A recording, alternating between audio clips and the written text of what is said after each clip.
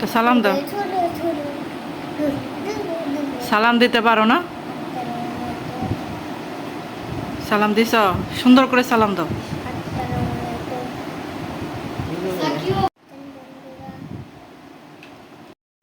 Hello everyone, আসসালামু আলাইকুম। সবাইকে কেমন আছেন সবাই? আশা করি ভালো আছেন। আর এখানে এই যে বিকালে নাস্তা করে দিচ্ছি বাচ্চাদেরকে। আর এতক্ষণ যার সাথে কথা বললাম সে হচ্ছে আমার বোনের একমাত্র ছেলে। তো ওর সাথে এরকম সারাদিনই খুনসুটি হয়।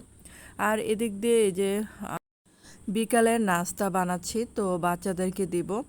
আর এই যে আমি ঝটপট যেভাবে চিকেন ফ্রাইটা করি সেখানে হচ্ছে যে আদা রসুন বাটা দেই, তারপরে যে শুকনা মরিচে লাল মরিচের গুঁড়াটা দিই, একটু সামান্য জিরা বাটা দিই, আর ময়দা থাকলে সামনে ময়দা দিই বা আটা দিয়েও করি আমি।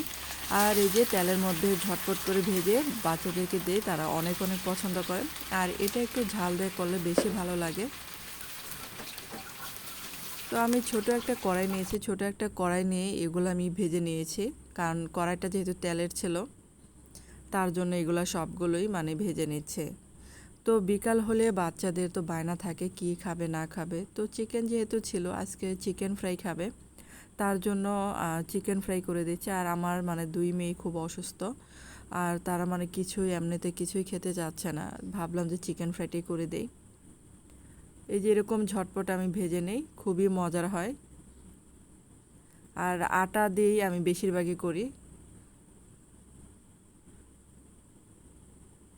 আর এদিক দিয়ে যে রাতের খাবার দিচ্ছি টেবিলে, তো ডাল ছিল, পরে যে কচু রান্না করেছিল চাপা দিয়ে, মা রান্না করে এটা। তারপরে যে পেঁপে ভাজি করেছিলাম রাতে। আর এদিক দিয়ে নোনা ইলিশ, গাছের করলা, গাছের ছোট বেগুন, এগুলো সব আমাদের গাছের। তো গাছের একটু একটু দিয়ে নোনা ইলিশ রান্না করেছে। তো ধন্যবাদ সবাইকে এতক্ষণ আমার ভিডিওটা দেখার জন্য।